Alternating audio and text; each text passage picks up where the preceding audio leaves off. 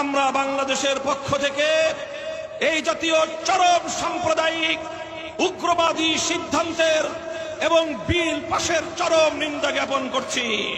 ওরা যদি ওয়াকফ বোর্ডের সম্পত্তি দখল করতে পারে, ये कानून को हम नहीं मानते इंशाअल्लाह ताला। স্পষ্ট ভাষায় আমরা দাবি জানাতে চাই, অনতিবিলম্বে এই বিতর্কিত ওয়াকফ বিল 2025 বাতিল করতে হবে।